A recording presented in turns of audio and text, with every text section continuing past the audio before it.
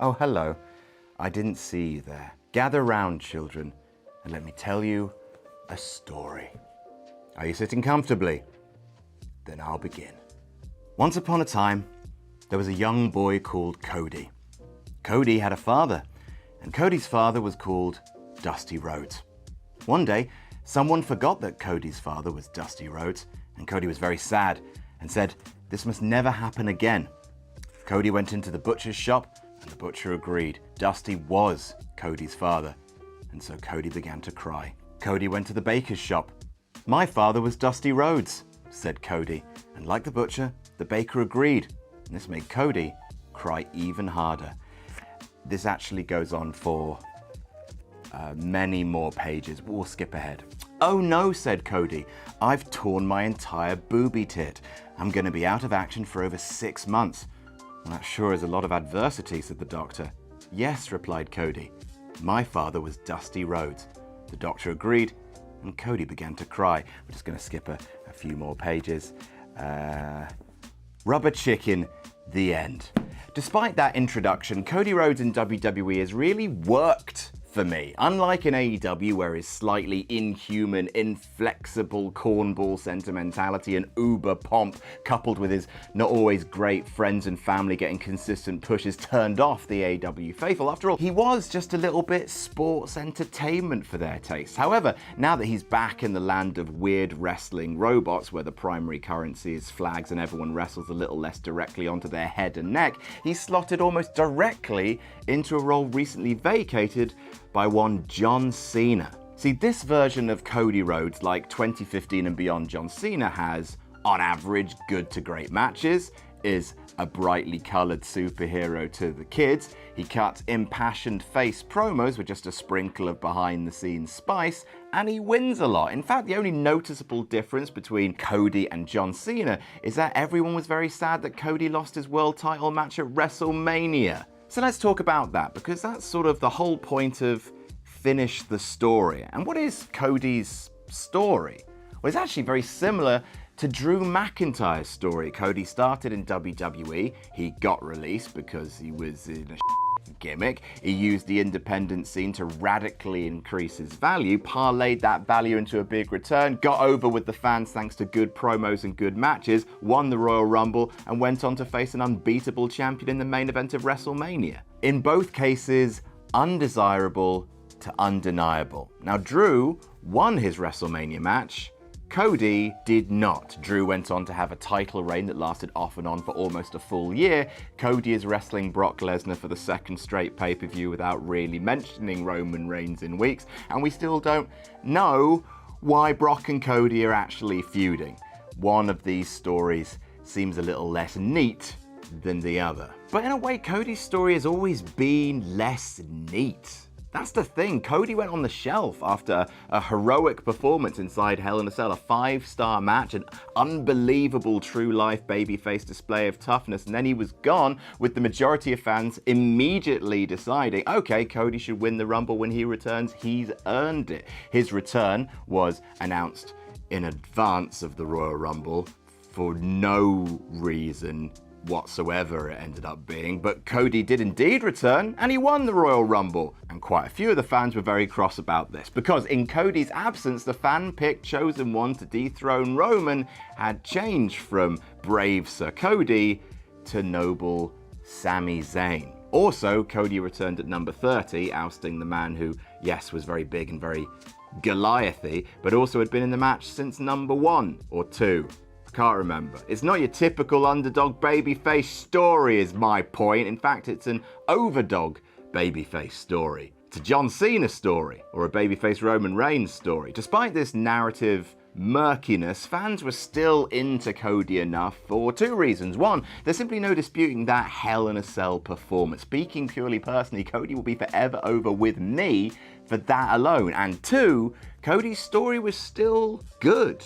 He and Paul Heyman cut great promos that, yes, featured Dusty a lot, which is a bit of an overused emotional hook, but they felt justified. Roman was Dusty's star pupil in a way that Cody, ironically, never had been. And that small personal distinction was one that was also blown up in a historical corporate sense. In 2016, Roman Reigns won his first WrestleMania main event, and roughly a month later, Cody Rhodes requested his release. Even though Sami had been involved in the bloodline in a constantly evolving storyline since August 2022, Cody's story was still strong enough and long enough to keep him positioned in the main event of WrestleMania 39 without too much griping from fans, although it is the wrestling internet, so it will never not happen. In fact, out of a situation where it looked like WWE were going to have another Daniel Bryan and Roman Reigns #cancel WWE Network circa 2015 situation on their hands, it looked like WWE were going to be able to pull off a miraculous little balancing act and somehow make everyone happy. The story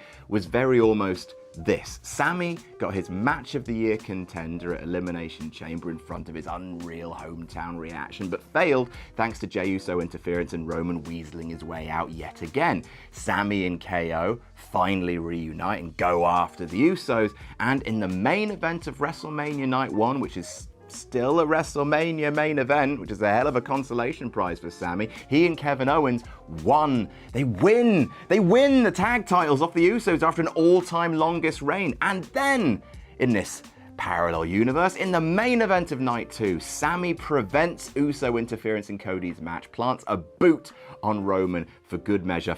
You for the bloodline. Cody reaches down deep to access his Super Saiyan. Dusty Rhodes powers pins Roman to win the Universal title. Despite seeming like a story with too many protagonists, WWE could have just about weaved it all together to show us Cody, Sami, and Kevin Owens essentially Avengers assembling to take everything from the bloodline in one fell glorious swoop. That was almost the story. But then Solo Sikoa interfered, Roman won, and then vanished again with his titles. And now we have a new world title about to be crowned for Raw. A SmackDown guy is challenging for it at Night of Champions, and Cody and Brock are feuding for unknown reasons. And this story now feels like it's being written by a Schrodinger's cat inside the box. I have no idea if the story is over or not yet. And also it's really confusing because it's being written by a cat. Point is, let me have a go.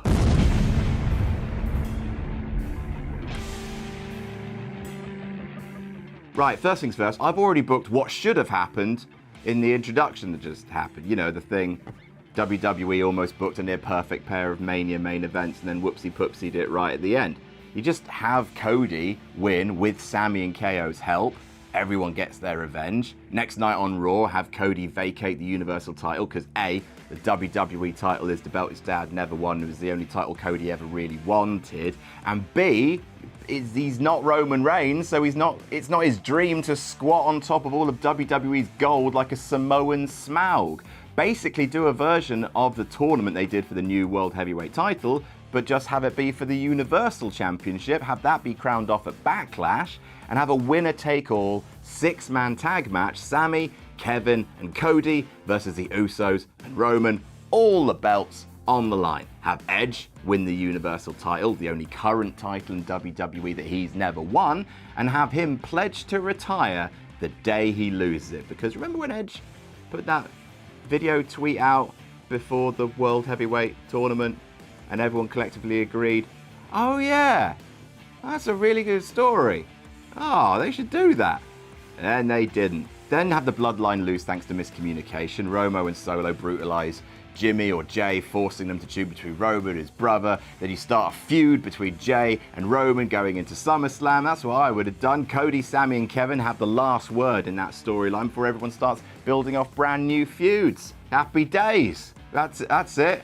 That's not the end of the video. I mean, that's how they should have booked bit done. But because that's a bit easy, have a 2 for booking on me. Let's do a how WWE should book, as in just before Night of Champions, which is when this is being recorded, by the way. How did WWE finish the story from here? Because let's be honest, WWE was always going to let Roman get to 1,000 days, weren't they? Because remember, Roman was supposed to be wrestling The Rock at WrestleMania 39, because it was in Hollywood and films and that. And I don't think people would have been complaining this hard about Roman still being champion after 1,000 days if him versus The Rock was the big match of the weekend. They would have been like, yeah, all right, fair enough. Probs shouldn't have been Dwayne. And then Roman would have hit 1,000 days of Night of Champions, like he's definitely gonna. And then probably then people would have talked about, all right, but seriously, now what? Because that's the issue. I think Roman has done wonders for the company hierarchy up until this point. The world titles have never felt as valuable as they do now. Well, until they added a third one, which definitely feels less valuable right now. But in order to tell an engaging story, there does still need to be an idea of what comes next post-Roman, and no one has felt like a more convincing example of what could be the next step than Cody. So it should still be him, in my opinion. And I'm going to try and wrap up a bunch of stuff as I finish his story. So we start just before Night of Champions on the go-home Raw. Cody and Brock are going to sign the contract for their match at the pay-per-view, and Cody, again, just wants to know why. Why'd you do it, Brock?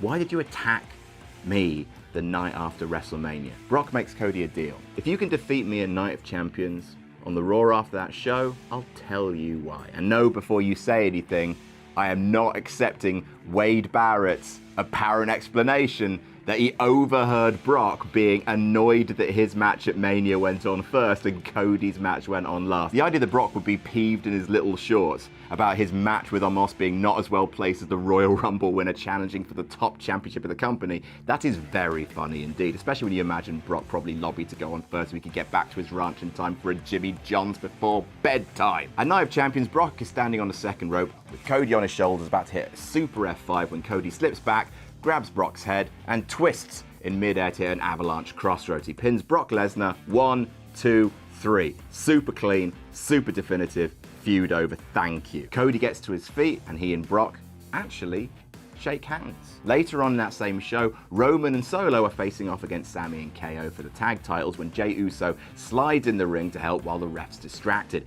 He aims for a super kick at Sami, but he ducks and Jey accidentally strikes Solo Sikoa instead. Solo stumbles back into the ropes, into a stunner from KO. Solo stumbles back into the corner. Sami hits the haluva kick, pins Solo, and Sami and Kev retain their titles. Now, the next Raw, Cody and Brock share the ring. Brock tells Cody that he doesn't respect anyone, so don't go Cody thinking he's earned Brock's respect. But Brock is a man of his word. He points to the Tron and shows some footage. It's backstage from the Raw after WrestleMania, CCTV footage. Paul Heyman walks into Brock's dressing room with a briefcase. Brock tells Paul that after everything he's done with Roman, Paul's got balls walking into Brock's room. Paul's got balls, by the way, would be a great Alan Partridge-style football-themed home video for Paul Heyman to do and after he retires. That just popped into my head. Brock pins Paul against the wall and Paul stammers, "Look, I know you don't care about friends, I know you don't care about me, but you do care about money. Look in that briefcase." Brock does. It is full of money. A peace offering from the tribal chief. It's yours if you end Cody Rhodes' career. Brock smiles in the ring with Cody. Just business. He leaves the ring. Cody takes the mic, looks down the lens of the camera. "Roman, I will see you on Friday." That Friday's SmackDown opens as Roman Reigns comes to the ring with the full bloodline in tow and gets on the mic, and just as he's about to start speaking, Cody jumps the barricade and starts attacking the entire bloodline with a lead pipe. Eventually, security guards run in, restrain Cody, put him in handcuffs. Cody breaks free to try and attack Roman one more time, but Solo Sikoa grabs him and hits him with the Samoan spike. Cody stumbles to his feet into a spear from Roman, who grabs the pipe and cracks it just once across Cody's head, who then has to be helped out by paramedics. Cut to the main event on the same episode of SmackDown. Right at the end of the show, the bloodline come out again. "Now," says Roman, before I was so rudely interrupted. Roman then turns his attention to Jey Uso. "I keep telling you, and I keep telling you, not to get involved in my matches unless I tell you to. How am I supposed to keep this family together unless you do as you're told? Jimmy, how am I supposed to get your oos to do as he's told? This is how, Jimmy. You're going to stay in that corner. You're going to do as you're told and you're going to watch.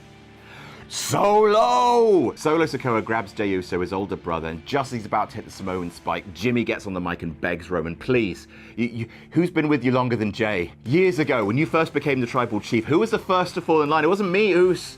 It was Jay. He's your blood. He's Solo's blood. He's my blood. Sure, says Roman. But what's he done for me lately? He nods at Solo, and Solo hits Jay with the Samoan spike. Jimmy cradles his brother, but Roman just says into the mic, stand aside, Jimmy. Solo hesitates. He looks at Roman. Roman gets in his face, tells him to pick Jay up. Solo does. Roman tells him to do it again. Solo reaches back, hits Jay with another Samoan spike. Then another. Then another. All as Jimmy watches, sat in the corner, nearly catatonic, just this blank look on his face. Now on Raw, Cody talks with Triple H in the ring. He says he tried to be a good sport about it. After he was screwed at WrestleMania by Solo interference, he didn't want to whine, he didn't want to complain. When Roman was drafted to another brand and Cody was kept on Raw, he didn't want to whine, he didn't want to complain. But now that Roman has tried to end his career, Cody has a sickness. He can't stop. He won't stop until he gets his hand on Roman one more time. He demands to Triple H that Trips drafts him to SmackDown. Triple H refuses. You're not the executive vice president around here. I'm afraid you don't get to make those kinds of decisions. But here's what I'll do. You can have a qualifying match for the Money in the Bank ladder match. Doesn't take a cerebral assassin to work out what you could use that for. So this all leads to Money in the Bank. Cody is in the men's ladder match, and the main event in London for us is Jey Uso versus Roman Reigns 3. Now, as the bloodline disintegrates, we go back to where it began. Jey versus Roman. Trust me when I say that the UK, we are ready for this match. We will be kind to this match. Cody Rhodes wins Money in the Bank, and in the main event, the ref goes down. Roman tells Solo to hit Jey with the spike. Solo hesitates. Roman slaps Solo across the face, and Solo just leaves. Roman is shouting after him when he turns around into a super kick from Jimmy Uso. The Usos hit the double splash on Roman. Jey covers him. 1, 2. Solo pulls the ref out of the ring. He's back. He's in a huge conflict about what to do. He's pressing his palms into his head. He doesn't know the right thing to do. Solo hits the spike on Jimmy. Roman hits the spear on Jey, covers him for the win. But as the show goes off the air, Roman looks at Solo, and Solo looks at Roman. The Raw after Money in the Bank, Cody comes to the ring with the briefcase. So, what do you guys want to talk about? Cody looks down the lens. Roman, 3 months ago, you couldn't beat me at WrestleMania without your family's help. 3 months ago, you tried to use a briefcase to take everything away from me. I'm going to use this briefcase to take everything away from you. I am cashing in my Money in the Bank contract for my rematch against Roman Reigns at SummerSlam. And this time I'm not doing it for my dad. I'm not doing it for anyone but me. Roman, time's up. In lead up to SummerSlam, on Raw, Cody and Paul Heyman have another promo similar to the one they shared before WrestleMania. Paul compliments Cody but tells him, you'll never finish the story. Because, you see, that would require the tribal chief to finish his own story, the one that started at SummerSlam 3 years ago, back when you were somewhere else. Roman was making his return and shocking the world. That story that Roman is telling runs through The Fiend, Braun Strowman, Jey Uso, Kevin Owens, Edge, Daniel Bryan, Cesaro, John Cena, Finn Balor, Brock Lesnar, Big E, Drew McIntyre, Logan Paul, Sami Zayn, and you. When will you realize, Cody, this isn't your story? You're just the latest chapter in the story of Roman Reigns. Cody tells Paul, you know, the one thing my dad always told me about Paul Heyman, and it's true, you talk too much. Cody hits the crossroads on Paul Heyman. On SmackDown, Roman holds an emergency council with Solo. Solo, I need you to listen to me. Paul is hurt. Your brothers have turned their back on the family. It's you and me. We are at war, Solo, and right now we need to be a family. Everything I have done for this family, for my blood. But none of you will listen to me. He's starting to go a bit mad. Maybe I found some blood, though, that you will listen to. Roman brings out Rikishi, the father of Jimmy, Jey, and of course, the third Uso, Solo Sikoa. Roman gets in Rikishi's face. He tells Rikishi to acknowledge him. Rikishi does, but he reminds Roman that this is not what the Anoa'i family is all about. The head of the table doesn't rule by fear. He rules with respect. Then says Roman, with respect, please tell your son to fall in line. Rikishi tells Solo, he is your tribal chief. You should do as he commands. Roman thanks Rikishi and then tells Solo to hit his father with the Samoan spike. Solo grabs his father, face racked with indecision.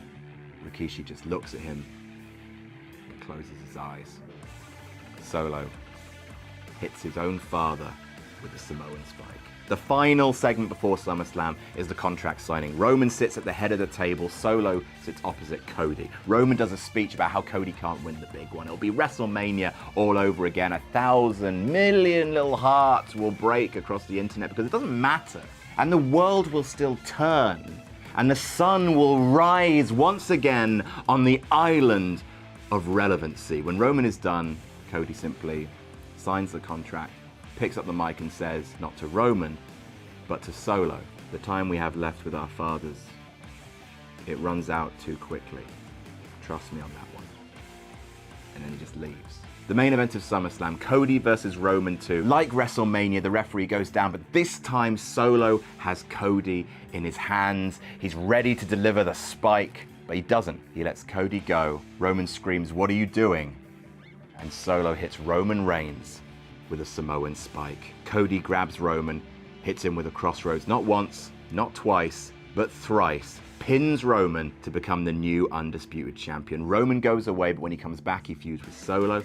He can run roughshod through his whole family, in fact. Maybe he goes insane, and that's how you get to him versus The Rock at Mania 40, if anyone still cares about that. I'm sure we might in the future. Cody consolidates the belts, gets one new belt, finally, that looks a little bit more like a winged eagle than it does like a business card. You have the WWE Championship on SmackDown, you have the World Heavyweight Championship on Raw, and somehow it's 2002 all over again. Except some of us have less hair. And that is how I would finish Cody Rhodes' story. And also, coincidentally, the story of the bloodline, pretty much. Did you like it? What story would you write for Cody Rhodes? Let me know in the comments. Check out other fantasy bookings that I've done. And let me know what else you'd like me to book in the future. Jam that jam, everybody.